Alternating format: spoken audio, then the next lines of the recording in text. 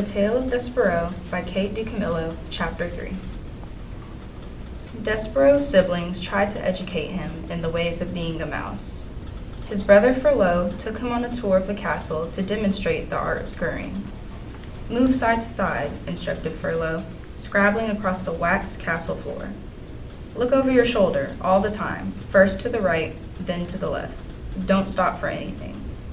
But Despereaux wasn't listening to Furlough. He was staring at the light pouring in through the stained glass windows of the castle. He stood on his hind legs and held his handkerchief over his heart and stared up, up, up into the brilliant light. Furlough, he said, what is this thing? What are all these colors? Are we in heaven? Cripes, shouted Furlough from a far corner. Don't stand there in the middle of the floor talking about heaven. Move. You're a mouse, not a man. You've got to scurry. What? Said Despereaux, still staring at the light. But Furlough was gone. He had, like a good mouse, disappeared into a hole in the molding. Despereaux's sister Merlot took him into the castle library, where light came streaming in through tall, high windows and landed on the floor in bright yellow patches. Here, said Merlot, follow me, small brother, and I will instruct you on the fine points of how to nibble paper. Merlot scurried up a chair, and from there hopped onto a table on which there sat a huge open book. This way, small brother, she said as she crawled onto the pages of the book. And Despereaux followed her from the chair, to the table, to the page. Now then, said Merlot, this glue here is tasty, and the paper edges are crunchy and yummy, like so. She nibbled the edge of a page and then looked over at Despereaux. You try, she said. First a bite of some glue, and then follow it with a crunch of the paper. And these squiggles, they're very tasty. Despereaux looked down at the book, and something remarkable happened. The marks on the pages, the squiggles, as Merlot referred to them, arranged themselves into shapes.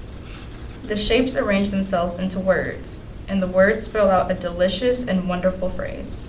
Once upon a time. Once upon a time, whispered Despereaux. What? Said Merlot. Nothing. Eat, said Merlot. I couldn't possibly, said Despereaux, backing away from the book. Why? Said Despereaux, it would ruin the story. The story? What story? Merlot stared at him. A piece of paper trembled at the end of one of her indignant whispers. It's just like Pa said when you were born. Something is not right with you.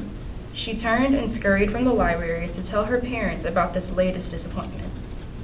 Despereaux waited until she was gone, and then he reached out and with one paw touched the lovely words, once upon a time. He shivered. He sneezed. He blew his nose into his handkerchief. Once upon a time, he said aloud, relishing the sound, and then tracing each word with his paw, he read the story of a beautiful princess and the brave knight who serves and honors her. Despereaux did not know it, but he would need very soon to be brave himself. Have I mentioned that beneath the castle there was a dungeon? In the dungeon there were rats, large rats, mean rats. Despereaux was destined to meet those rats.